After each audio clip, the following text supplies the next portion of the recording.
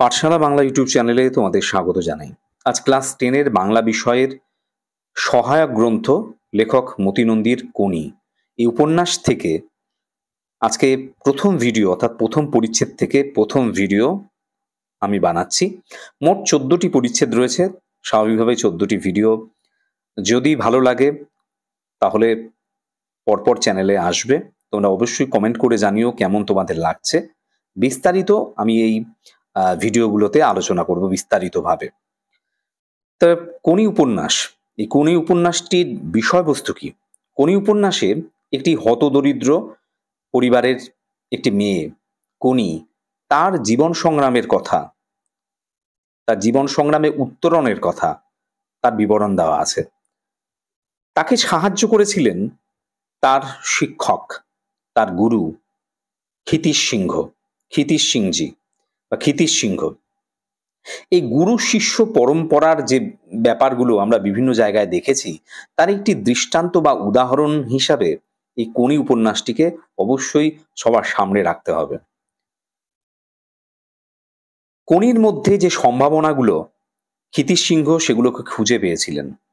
ক্ষিতীশ সিংহ, যিনি তার ব্যক্তিগত জীবনে, কর্মজীবনে, ব্যক্তিগত জীবনে বললে ভুল হবে, কর্মজীবনে উপেক্ষিত, অপমানিত, সেই জায়গায় দাঁড়িয়ে তিনি একটি মেয়েকে ঘষে মেজে কিভাবে তার সম্ভাবনাগুলোকে খুঁজে পেয়ে তাকে জীবনে প্রতিষ্ঠা দিয়েছেন, সেই লড়াই সংগ্রামের বিবরণ কিন্তু এই উপন্যাসে রয়েছে। এই উপন্যাস কিন্তু অনেকের কাছেই একটা বড় অনুপ্রেরণা।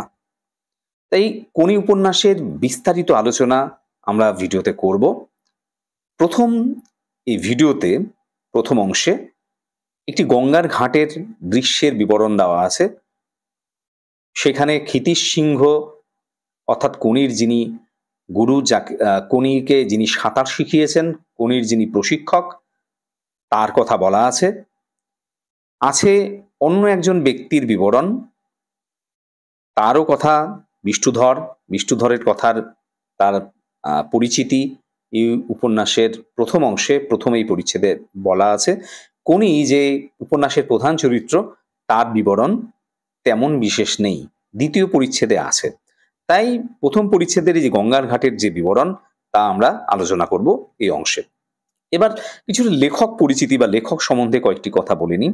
লেখক মতি নন্দী, তার জন্ম কলকাতায় 10ই জুলাই 1931 খ্রিস্টাব্দে, মৃত্যু 3রা জানুয়ারি 2010 খ্রিস্টাব্দে। তিনি ক্রীড়া সাংবাদিক, অর্থাৎ খেলাধুলার বিষয় নিয়ে তিনি সাংবাদিকতা করতেন, সেই সম্পর্কে লিখতেন সংবাদপত্রে। পাশাপাশি তিনি অনেক উপন্যাস লিখেছেন, বেশিরভাগই বিষয়বস্তু খেলাধুলো।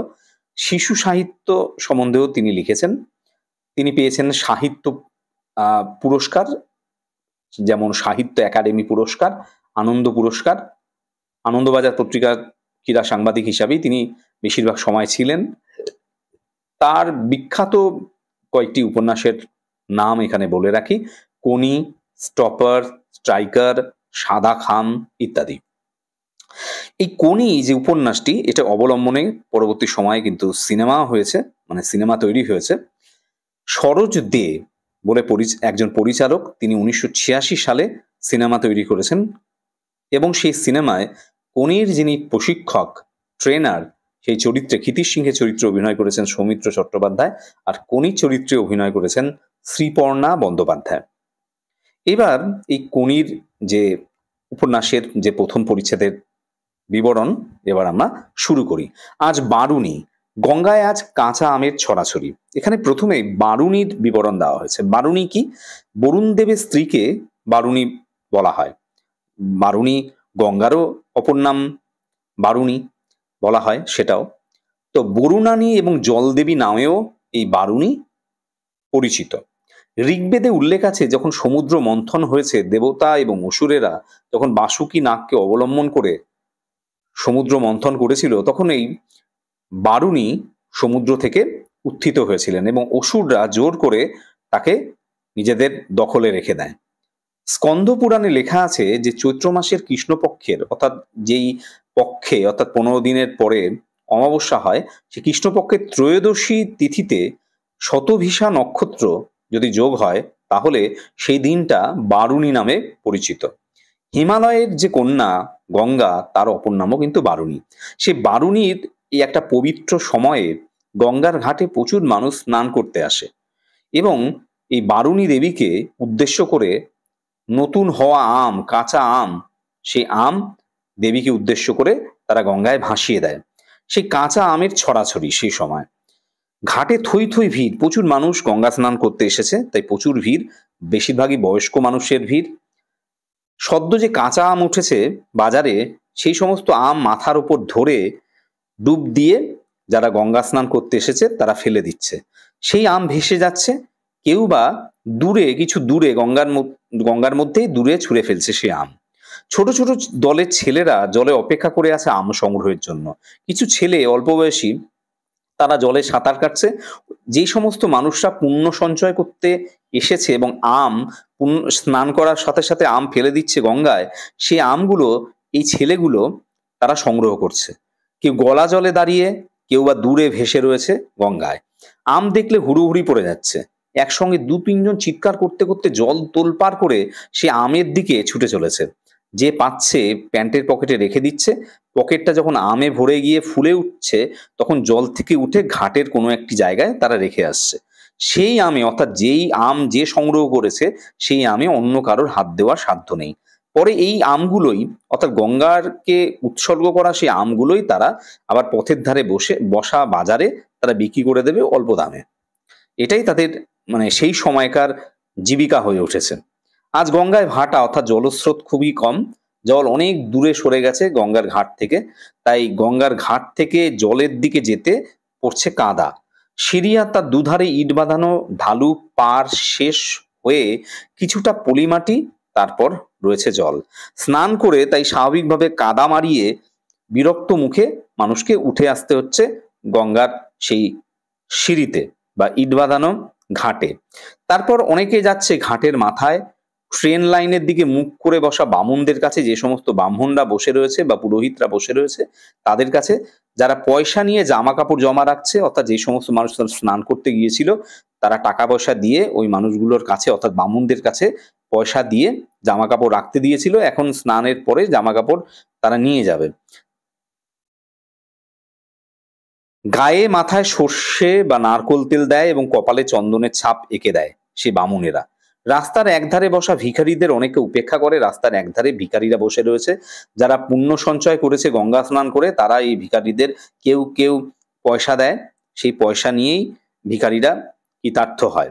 কেউ কেউ সেই কাজ পয়সা দেয় না আর কি। দুধারে ছোট ছোট নানা দেবদেবীর দুয়োর, ছোট ছোট দেবদেবীর মূর্তি রাখা হয়েছে বা ছবি রাখা হয়েছে। শিবলিঙ্গের মাথায় ঘড়ি থেকে কেউ গঙ্গা জল দিতে দিতে ওই রাস্তা দিয়ে যায়। কাঠের, প্লাস্টিকের, লোহার, খেলনার, সাংসারিক সামগ্রীর নানা দোকান বসেছে সেখানে। সেই সমস্ত দিকে কৌতূহলী চোখ নিয়ে কেউ কেউ বাড়ির দিকে এগিয়ে যায়। পথের বাজার থেকে ওলকচু বা থোর, অর্থাৎ কলার যে অংশ থোর, সেটাকে বলা আছে। এবং আর কি নিয়ে যায়? এবং নিয়ে যায় কলম্বা লেবু।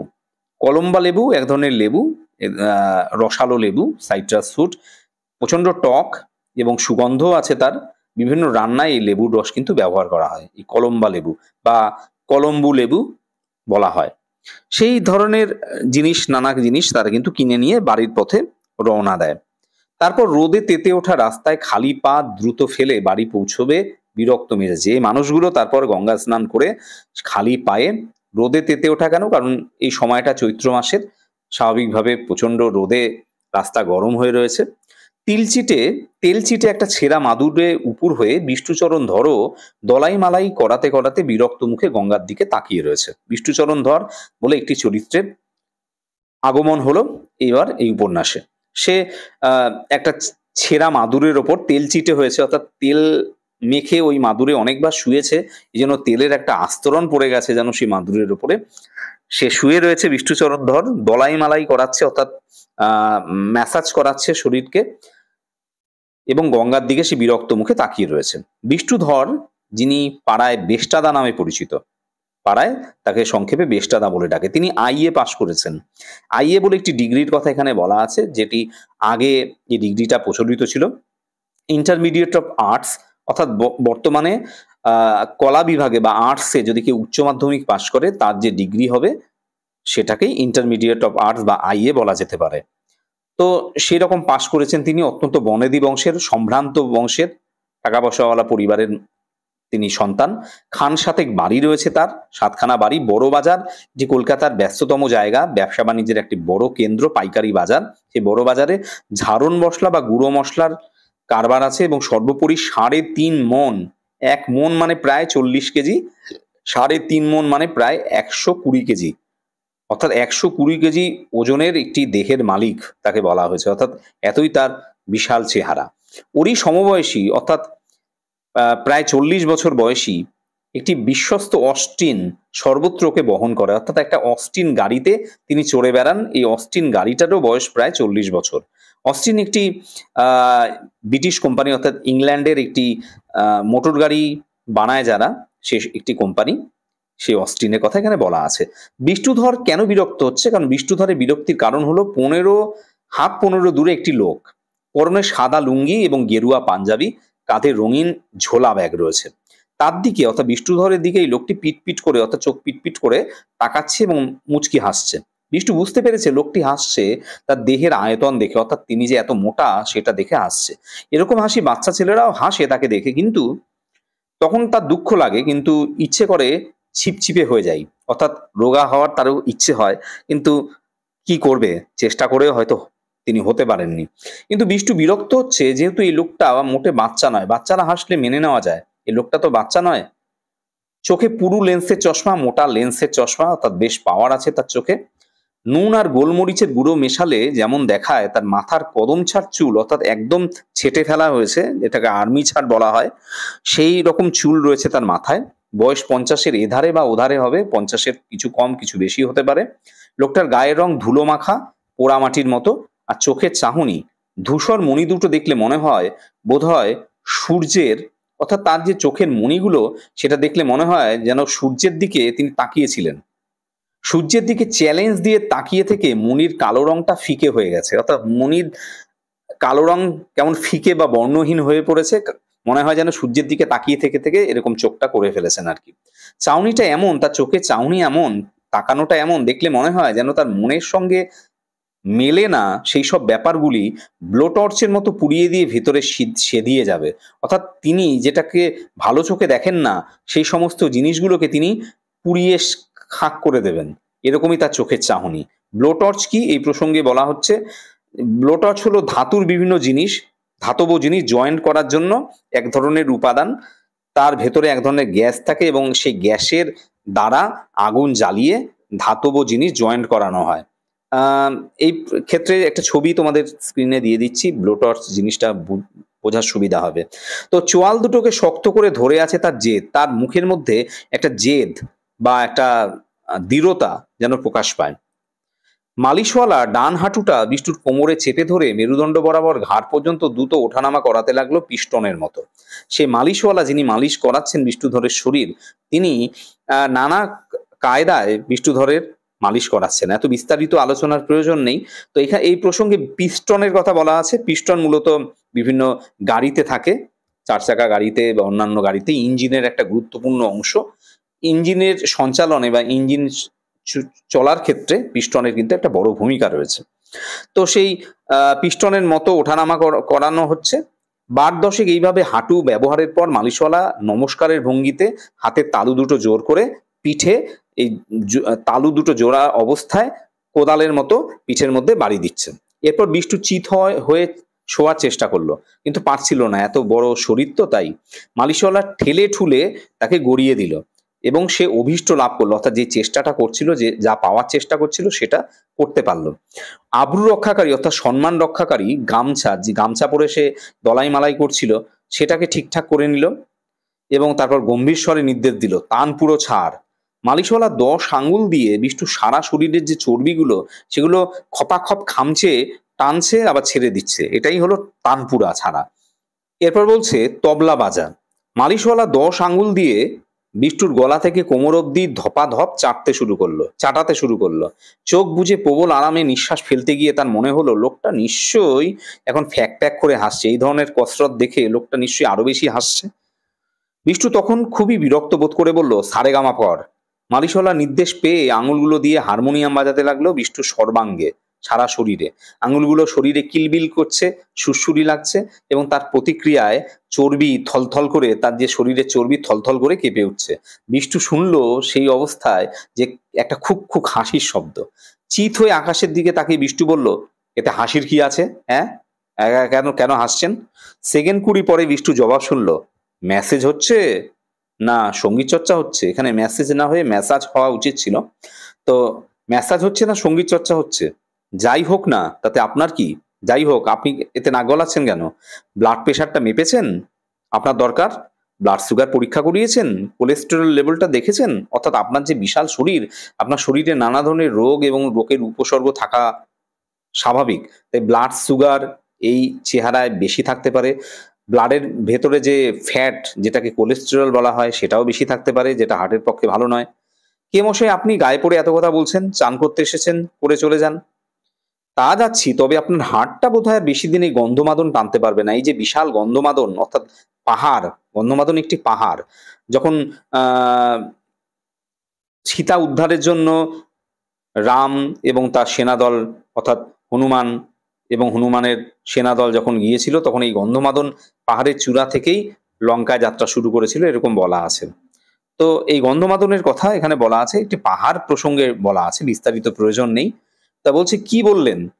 বিষ্ণুধর উঠে বসার জন্য প্রথমে কাত হয়ে কনুইয়ে ভর দিয়ে মাথা তুললো, তারপর দু হাতে মেঝে চাপ দিয়ে উঠে বসলো।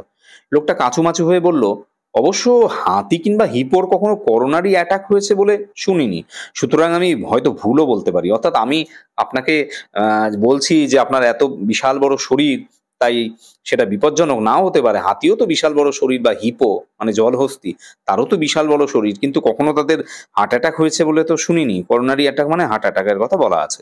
বিষ্ণুধর এতে আরো রেগে গেল, কারণ তাকে হাতি বা হিপোর সঙ্গে তুলনা করা হচ্ছে।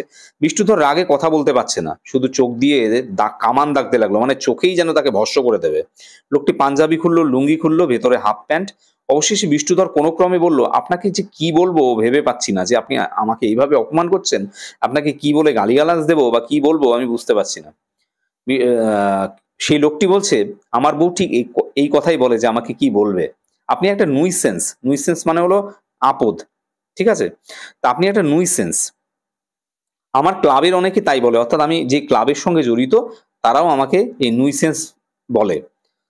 আপনার মতো লোককে চাপকে লাল করা উচিত, অর্থাৎ আপনার মতো লোককে চাপকে, অর্থাৎ চাবুক দিয়ে পিটিয়ে লাল করা উচিত। লোকটি আবার ছেলে মানুষের মতো পিটপিট করে তাকাতে লাগলো।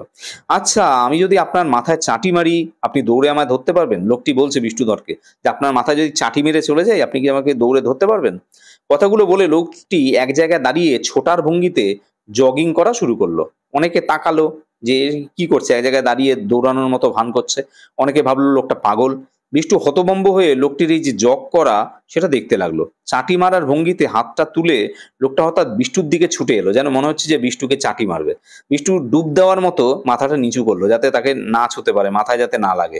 লোকটি হাত তুলে রেখে পাশ দিয়ে বেরিয়ে গেল। তাকে কিন্তু চাটি মারলো না, কিন্তু ওরকম ভঙ্গি করে সামনে থেকে চলে গেল। পারবেন ধরতে যদি চাটিয়ে যাই? আমার কিন্তু আপনার থেকে অনেক বয়স। জগ করতে করতে লোকটা আবার এগিয়ে আসছে। বিষ্ণুধর বুনো মোষের মতো তেড়ে ফুঁড়ে উঠে দাঁড়ালো। তাইতে লোকটা দাঁড়িয়ে পড়লো। তারপর নাচের ভঙ্গিতে শরীরটাকে পেন্ডুলামের মতো, যে ঘড়ির যে পেন্ডুলাম থাকে, বড় বড় ঘড়ির, যেটা ডান দিকে বাদিকে ঘুরতে থাকে, ঘড়ির দোলক বলা হয়, সে পেন্ডুলামের মতো সে শরীরটাকে ডাইনে এবং বাঁয়ে দুলিয়ে তিরিং তিরিং লাফালাফি শুরু করলো। বিষ্টু থাবার মতো দুটো হাত তুলে অপেক্ষা করছে। দৃশ্যটা অনেককে আকৃষ্ট করলো। এই যে ঘটনাটা ঘটছে গঙ্গার ঘাটে, সেটা কিন্তু অনেকে সেই দৃশ্যটা তাকিয়ে উপভোগ করছে। আমি রোজ এক্সারসাইজ করি, আইসোমেট্রিক, ক্যালিস্থেনিক, বারবেল, বুঝলেন, রোজ করি। দারুণ খিদে পায় আপনার পায়? আমি রোজ এক্সারসাইজ করি, অর্থাৎ ব্যায়াম করি। আইসোমেট্রিক, ক্যালিস্থেনিক এই ধরনের ব্যায়ামের কিছু অংশ, বারবেল, ডাম্বেল নিশ্চয়ই তোমরা দেখে থাকবে। ডাম্বেলের থেকে বড় হলো বারবেল, ছবি দিয়ে দিচ্ছি। তা দিয়ে হাতের বাইসেপস, ট্রাইসেপস এগুলো করা হয়। দারুণ খিদে পায়। আপনার পায়? বিষ্ণুধর কথা না বলে শুধু ঘোর ধরনের একটা শব্দ করলো। খিদের মুখে যা পাই তা খাই, অমৃতের মতো লাগে। এই সুখ আপনার আছে? উত্তরের অপেক্ষা না করে লোকটি জগ করতে করতে সিঁড়ি দিয়ে নেমে শেষ ধাপ পর্যন্ত গিয়ে আবার উঠে এলো। 3 বার এইভাবে ওঠানামা করে সে বিষ্ণুধরের 5 গজ তফাতে দাঁড়িয়ে 5 গজ মানে প্রায় 15 ফুট তফাতে দাঁড়িয়ে হাঁপাতে লাগলো। হাত দুটো নামিয়ে বিষ্টু তখন খানিকটা দিশেহারার মতোই লোকটার কাণ্ড দেখছে। ওর চোখে এখন রাগের বদলে কৌতূহল, লোকটা কি করছে। মনে মনে সেই লোকটার মতো সে ছিপছিপে হতে চায়। তার শরীরের সঙ্গে নিজের শরীরের যে স্থূলত্ব অর্থাৎ মোটা ভাব, সেটা বদলা বদলি করতে শুরু করেছে। অর্থাৎ ভাবছে তার মতো যদি হতে পারতাম। খাওয়ায় আমার লোভ নেই, ডায়েটিং করি। অর্থাৎ আমি খাওয়ায় অত লোভী নই, আমি ডায়েটিং করি, অর্থাৎ বুঝে খাই। ভারিক্কি চালে বিষ্ণুধর এবার ঘোষণা করলো এবং গলার স্বরে বোঝা গেল এর জন্য সে গর্বিত, নিজেকে গর্ব অনুভব করছে যে সে ডায়েটিং করে। লোকটি 2 পা এগিয়ে এসে বলল, কি রকম ডায়েটিং? আপনি কি ধরনের খাওয়া দাওয়া কমিয়েছেন?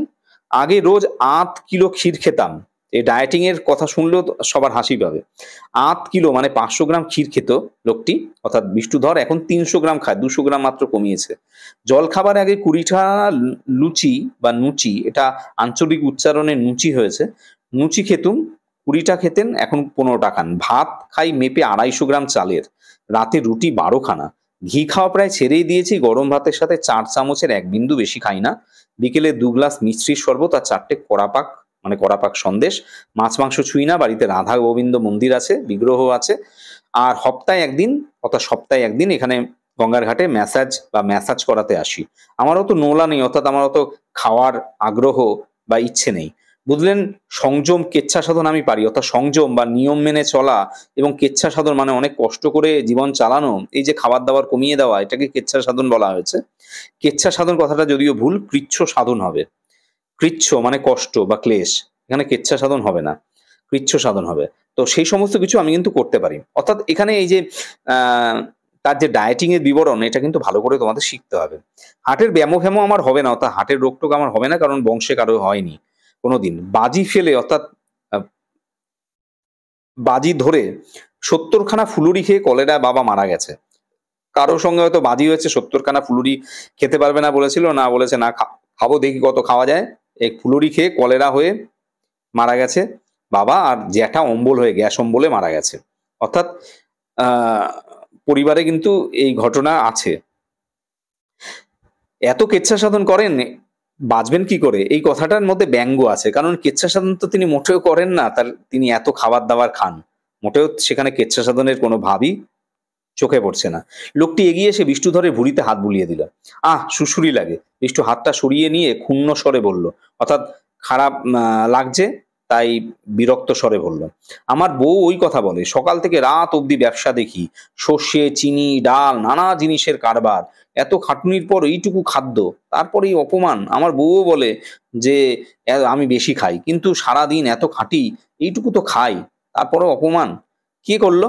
লোকটি আবার হাত বাড়াতে বিষ্টু 1 পা পিছিয়ে বলল, না সুড়সুড়ি লাগে। কে অপমান করলো আপনাকে? কেন, আপনি হাতি হিপো বললেন না? জলহস্তির ইংরেজি হিপো, তা আমি জানি না? আমি কি অশিক্ষিত? না না, আমি আপনাকে অশিক্ষিত তো বলিনি। লোকটি বিব্রত হয়ে চশমা মুছতে মুছতে বলল, আপনার ওজনটা খুব বিপজ্জনক হার্টের পক্ষে। আপনার যে হার্ট, তার পক্ষে কিন্তু এত ওজন ভালো নয়। না না, আমি আপনাকে সরি, বিপজ্জনক মানে? বিষ্ণুধর তাচ্ছিল্য প্রকাশের চেষ্টা করলো, যে উড়িয়ে দেওয়ার চেষ্টা করলো, তাকে বলে তাচ্ছিল্য। কিন্তু গলা দিয়ে বেরিয়ে এলো ভয়ার্থক স্বর, কিন্তু ভেতরে ভেতরে একটা ভয় তো তার রয়েছে। আমি কি মরে যেতে পারি? আমি কি আমার এই বিপজ্জনক চেহারার জন্য মরে যেতে পারি? তা পারেন, আর নয়তো কিচ্ছা সাধনের কষ্ট করতে করতে রোগে ভুগে ভুগে বেঁচে থাকবেন কয়েকটা বছর। বলে লোকটি 2 হাত তুলে সামনে সামনে ঝুঁকে পিঠটা ধনুকের মতো বেঁকালো, হাতের আঙুল পায়ে ছুঁয়ে আবার সিধে হলো, অর্থাৎ ব্যায়াম করতে লাগলো। আপনি আমার থেকে 4000 গুণ বড় লোক, কিন্তু 4 লক্ষ টাকা খরচ করেও আপনি নিজে শরীরটাকে চাকর বানাতে পারবেন না। কিরকম কিরকম, এই কথাটা তো বেশ গুরুত্বপূর্ণ, যে শরীরটাকে চাকর বানানো। লোকটি তার ডান কনুই সরিয়ে লাগিয়ে পিস্তল ধরার মতো হাতটা সামনে বাড়ালো। এবার আমার হাতটা নামান তো। অবিশ্বাসভাবে অবিশ্বাস ভরে বিষ্ণুধর হাতটার দিকে তাকালো। তার হাত শিরা উপশিরা গাঁট, অর্থাৎ গাঁট মানে যে হাড়ের জয়েন্ট, সেগুলোকে বলে গাঁট, সে সমস্ত সহ হাতটাকে মনে হচ্ছে যেন শুকনো একটা শিকড়ের মতো। বলছে, আমার হাতটা নামান তো, এভাবে ধরে রেখেছি, নামান নামান। ফুলো ফুলো আঙুল দিয়ে বিষ্টু লোকটার কবজি চেপে ধরে নিচের দিকে চাপ দিল। 1 সেন্টিমিটারও নড়ল না। ঠোঁট কামড়ে বিষ্টু জোরে চাপ দিল, হাতটা একই জায়গায় রয়েছে। বিষ্টু এবার সর্বশক্তি প্রয়োগ করলো, কপালে ঘাম ফুটছে। কিছু লোক দাঁড়িয়ে দেখছে যে কি হচ্ছে, তাদের চোখে বিস্ময়। লোকটা সাফল্যে না বিষ্টুর ব্যর্থতায় বোঝা যাচ্ছে না, যে এত বড় একটা মোটা লোক ওই রোগা লোকটার হাতটাকে নামাতে পারছে না, এই জন্য লোকেরা অবাক। নাকি লোকটা সাফল্যে, অর্থাৎ লোকটা এত শক্তিধর? বিষ্টু লোকটার মুখের দিকে তাকিয়ে পাতলা হাসি আর চোখ পিটপিটানি দেখতে পেল। হাতটা সে নিচে নামাতে পারছে না। বিষ্টু হাল ছেড়ে দিয়ে ফোঁস-ফোঁস করে নিঃশ্বাস ফেলতে লাগলো। এবার বিষ্টু তো অবাক হয়ে গেছে। কি করে পারলেন? জোরে বলতে শুধু গায়ের জোরই বোঝায় না, মনের জোরেই সব হয়। ইচ্ছে শক্তি দিয়ে শরীরের দুর্বলতা ঢাকা দেওয়া যায়। অর্থাৎ ইচ্ছে শক্তিকে প্রবল করলে অনেক মানুষ তার নানা রোগ ব্যাধিকে জয় করেও কার্য সফল করতে পারে। শরীর যতটা করতে পারবে ভাবে, তার থেকেও শরীরকে দিয়ে বেশি করাতে পারে ইচ্ছের জোর। সেজন্য শুধু শরীর গড়লেই হয় না, মনকেও গড়তে হয়। শরীর এবং মন মানসিক স্ট্রেংথও দরকার। শরীরকে হুকুম দিয়ে মন কাজ করাবে। আপনার মন হুকুম করতে জানে না, তাই শরীর পারল না। বিষ্ণুধর বিষণ্ণ চোখে তাকিয়ে থেকে বিড়বিড় করে বলল, ইচ্ছে করে খুব রোগা হয়ে যাই। ঠিক এই সময়েই গঙ্গার তীর থেকে তীক্ষ্ণ চিৎকার ভেসে এলো, কোনি, কোনি।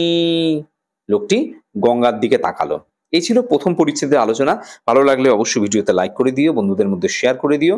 আর অন্যান্য ভিডিও দেখার জন্য, কোনির অন্যান্য ভিডিও দেখার জন্য চ্যানেলটিকে সাবস্ক্রাইব করে চ্যানেলটির সঙ্গে থেকো। শেষ পর্যন্ত ভিডিওটা দেখার জন্য অসংখ্য ধন্যবাদ।